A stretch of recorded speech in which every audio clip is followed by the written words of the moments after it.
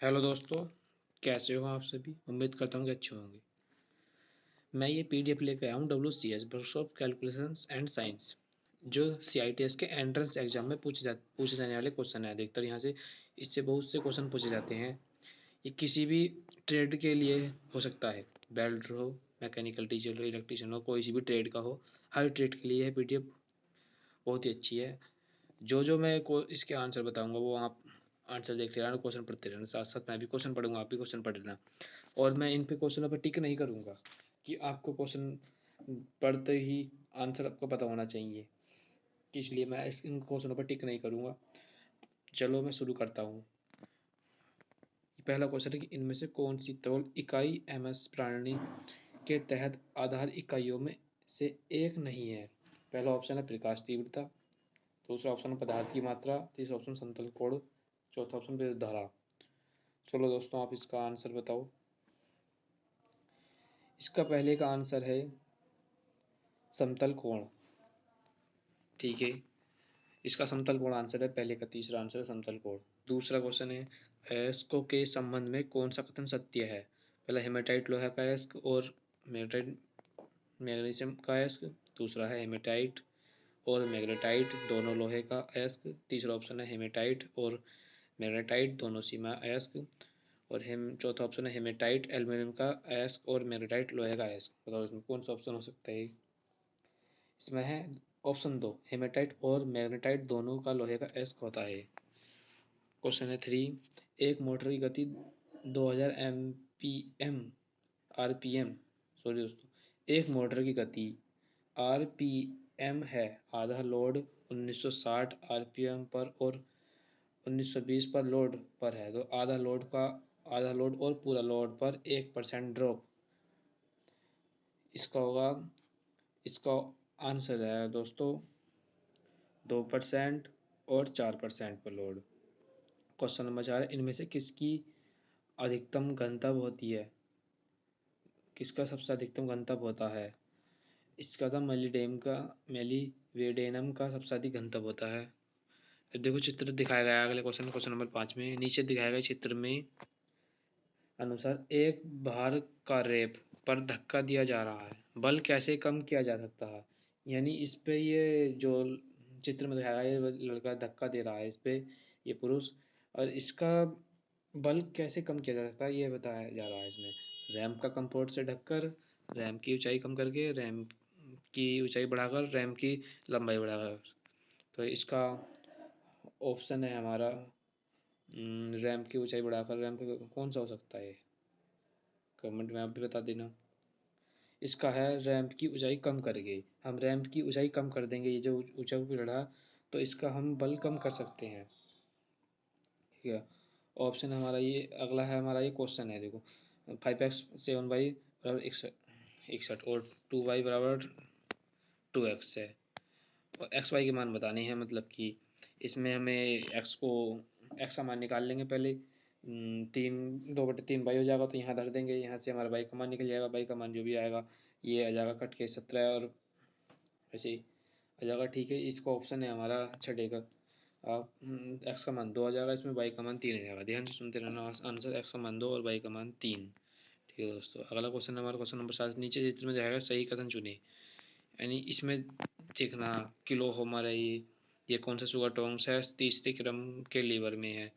और ये है बिलो होल प्लायर्स पहले क्रम के लीवर में है। तीसरा ऑप्शन है मानव की वाह और नट क्रेटर दूसरे क्रम के लीवर में है। बिलो होल और नट क्रेटर दूसरे क्रम के लीवर में। इनमें से कौन सा एक घर्षण का उदाहरण नहीं है, जो सहायक है। दोस्तों इसका आंसर है ऑप्शन नंबर 4, व्हील बैरो और नट क्रेटर दूसरे क्रम के लीवर में है। ये जो है व्हील बैरो नट क्रम, ये दूसरे क्रम के लीवर में है। देख लो दोस्तों चित्र में ध्यान से। क्वेश्चन नंबर 8, इनमें से कौन सा एक घर्षण का उदाहरण नहीं है, जो सहायक नहीं है। घर्षण का उदाहरण नहीं है, घर्षण आप समझते ही हो, घर्षण मतलब रगड़ना एक तरह से। तो घर्षण का उदाहरण नहीं है। इंजन सिलेंडर में पिस्टन, जो इंजन में सिलेंडर होती है वो घूमती है। और एक वृत्त की परिधि और व्यास में अंतर 28 सेंटीमीटर है, तो त्रिज्या ज्ञात कीजिए। जब वृत्त की परिधि 28 सेंटीमीटर है तो त्रिज्या क्या होगी इसकी। इसकी त्रिज्या होगी 6.53 सेंटीमीटर। ठीक है, ऑप्शन नंबर 3 आंसर है इसका। और ये है क्वेश्चन नंबर 10। नीचे दिए गए चित्र में एक पिंड पर 10 न्यूटन और 120 न्यूटन बल कार्य कर रही है। बल और tan थीटा का मान ज्ञात कीजिए। तो इसमें tan थीटा का मान ज्ञात करना है। तो ये tan 30 बन रहा होगा। आप कर सकते हैं गुणा चौड़ाई करके, लंबाई गुणा चौड़ाई। आधार वो तो पढ़ा ही होगा हमने हाई स्कूल में।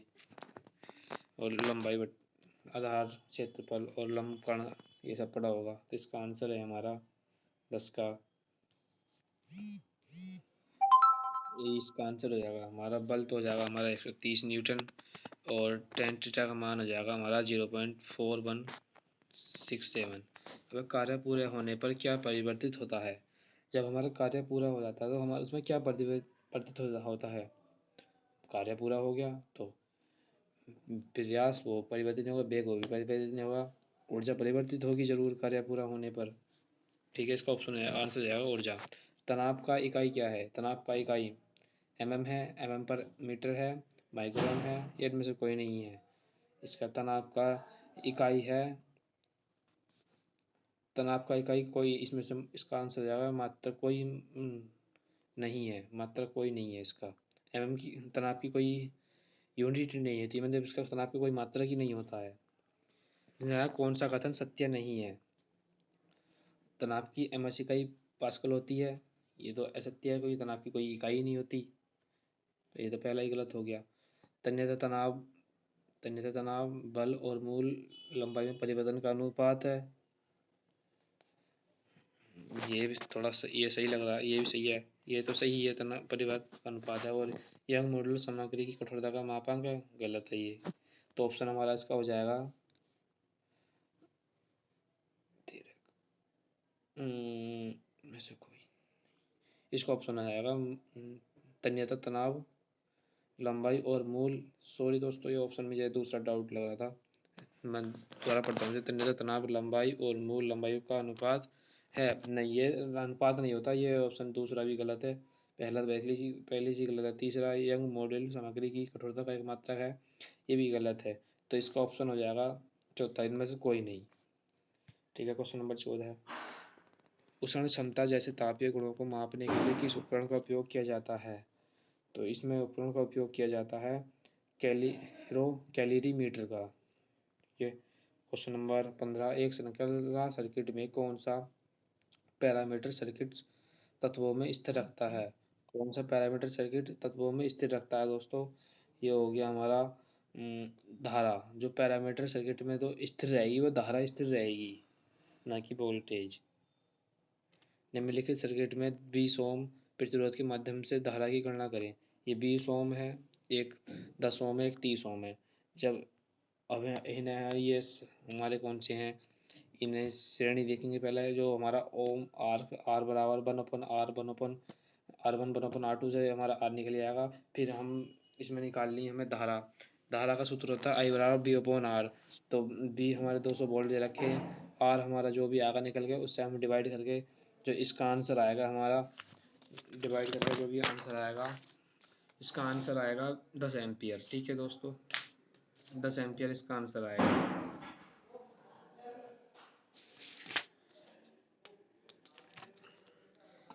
हमारा जो इसका आर का मान निकल के आएगा वो 20 निकल के आएगा। ठीक है दोस्तों, तो हम भी 200 वोल्ट है, हम इससे डिवाइड करेंगे तो हमारा 10 एम्पियर आ जाएगा निकल के। ओके, अब इकाई यूनिट मीटर और जूल में क्या संबंध है? इसमें बोल रहा है इकाई यूनिट मीटर और जूल में संबंध। तो इसका आंसर हो जाएगा न्यूटन मीटर। 1 न्यूटन मीटर बराबर 1 जूल होता है, ये बात सही है, 1 न्यूटन मीटर बराबर 1 जूल होता है। इनमें से कौन सा विद्युत ऊर्जा में रासायनिक ऊर्जा में परिवर्तन का एक उदाहरण है? विद्युत ऊर्जा से रासायनिक ऊर्जा में परिवर्तन का उदाहरण कौन सा है दोस्तों? इसमें विद्युत ऊर्जा से रासायनिक ऊर्जा में परिवर्तन है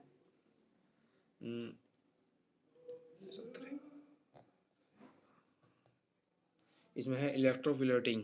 इलेक्ट्रोप्लेटिंग जो हमारा विद्युत ऊर्जा से रासायनिक ऊर्जा में परिवर्तन का उदाहरण है, इलेक्ट्रोप्लेटिंग का। और ये दोस्तों शायद मेरे से क्वेश्चन नंबर 17 गलत हो गया, दोबारा दे रहे थे। इकाई यूनिट मीटर और जूल में क्या संबंध है?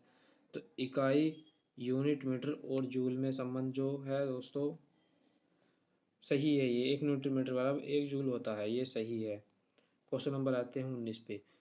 बेल्ट ड्राइव में बेल्ट के साथ तनाव में अंतर के कारण इसकी लंबाई लगातार बदलती रहती है। यह कहा जाता है, ये कह रहा है कि बेल्ट ड्राइव में बेल्ट के साथ तनाव के अंतर के कारण इसकी लंबाई लगातार बदलती रहती है। तो यह कहा जाता है, क्या कहा जाता है दोस्तों? ये कहा जाता है क्रीप। क्रीप कहा जाता है जिसकी लंबाई बदलती रहती है इसकी लगातार। और क्वेश्चन नंबर है हमारा 20। ढेर से दो वस्तुओं को अस्वीकार करने के लिए एक निरीक्षक 0.08% दोषपूर्ण वस्तुओं को अस्वीकार करता है। वह कितनी वस्तुओं को करता है? यानी दो वस्तुओं को अस्वीकार करने के लिए निरीक्षक 0.08% दोषपूर्ण वस्तुओं को अस्वीकार करता है, तो कितनी वस्तुओं को जांच करता है? इसका मतलब ये है। तो इसका आंसर हो जाएगा 250 नहीं 2500 वस्तुओं को। पहला ऑप्शन ए का आंसर है इसका। ABC 35:28:20 के अनुपात में 1162 में उनमें विभाजित किया जाता है। क्या है? तो राशि क्या राशि होगी, यानी उसे अनुपात में विभाजित कर रहा था। इसका आंसर हो जाएगा दोस्तों 21 का। इसका आंसर हो जाएगा वही 490, 392 और 280, ऑप्शन नंबर 1। ठीक है दोस्तों। निम्नलिखित में से कौन सा सेट त्रिकोण के दाईं ओर की बाजुएं बनाता है? दाईं ओर की जो बाजुएं बनाता है, कौन सा सेट बनाएगा दाईं ओर की बाजुएं? दाईं ओर की बाजू बनाएगा 3,4,5 सेट, ऑप्शन नंबर 2। दी गई आकृति में टी का मूल्य ज्ञात कीजिए, यानी इस आकृति में टी का मूल्य ज्ञात करना है कि इसमें टी का मूल्य क्या है। इसमें टी का मूल्य है 24.5 न्यूटन है।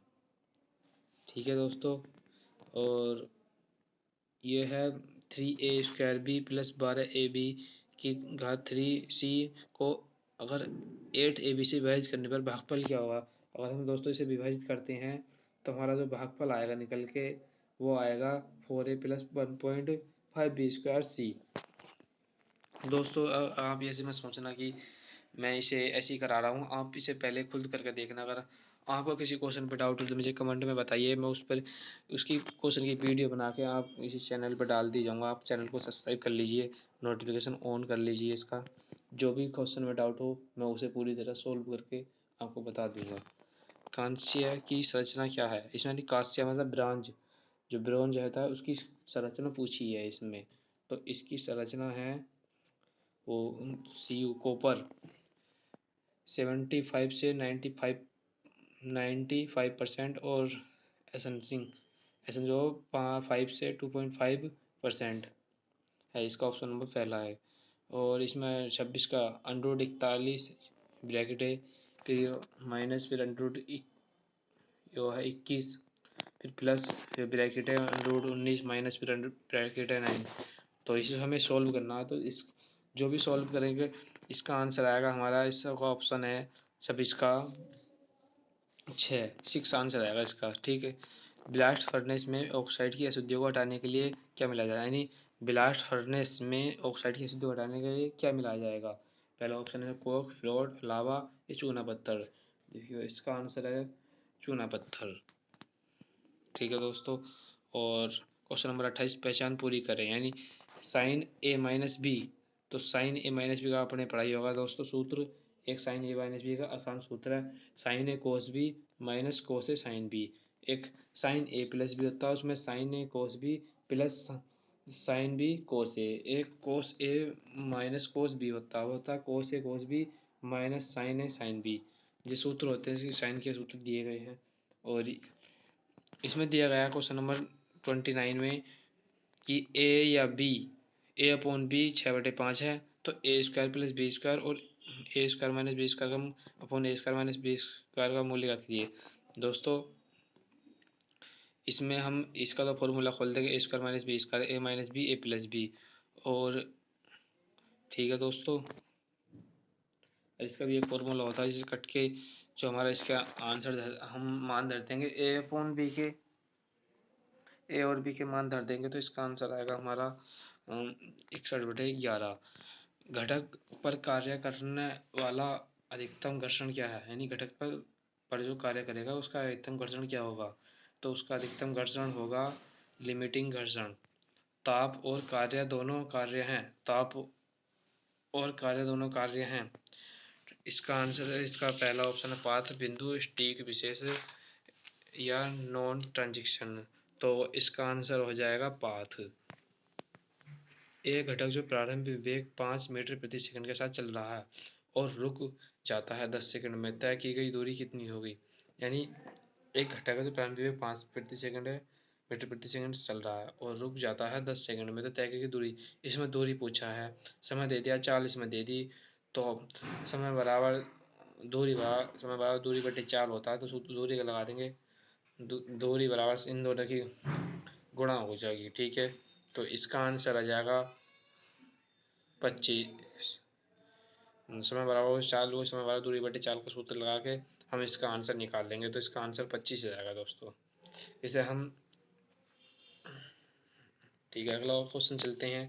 कहते हैं इसका भट्टी का तापमान द्वारा मापा जाता है, भट्टी का तापमान किसके द्वारा मापा जाता है। तो इसका आंसर है दोस्तों पाइरोमीटर के द्वारा। किस आवृत्ति पर डीसी संचालित होता है वह है, यानी डीसी किस पर संचालित होता है।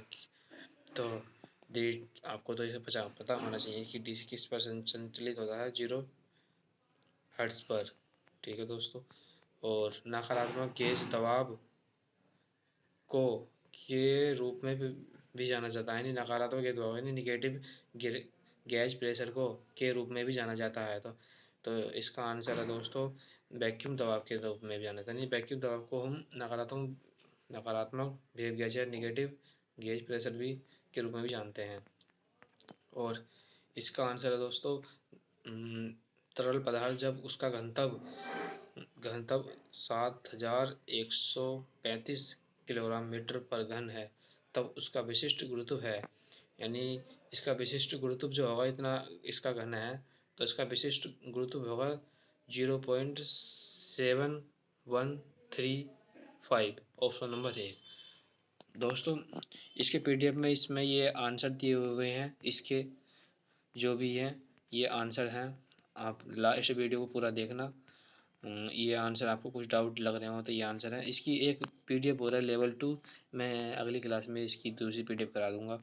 अगर आपको किसी क्वेश्चन में डाउट है, किसी क्वेश्चन का सॉल्व चाहिए, तो मुझे कमेंट में बता दीजिए, मैं उस क्वेश्चन को सॉल्व करके आपको उस क्वेश्चन की वीडियो प्रोवाइड करा दूंगा। जो क्वेश्चन है, जितने भी क्वेश्चन है आपको उस क्वेश्चन की वीडियो प्रोवाइड कराऊंगा। ये जो हम जितने भी क्वेश्चन है ये WCS के हमें उसमें बहुत ज़्यादा मदद करते हैं CITES के एंट्रेंस एग्ज़ाम में। तो दोस्तों अगर ये वीडियो अच्छी लगी तो लाइक करना, कमेंट करना और सब्सक्राइब कर लेना अगर आप चैनल पर नए हो तो। ठीक है दोस्तों, धन्यवाद। अगर आपको कोई क्वेश्चन में किसी में डाउट हो तो बता देना प्लीज़। मैंने मेहनत भी बहुत की है इन क्वेश्चनों को निकालने में, जहाँ तहाँ से क्वेश्चन इकट्ठे किए हैं। तो धन्यवाद दोस्तों आपका।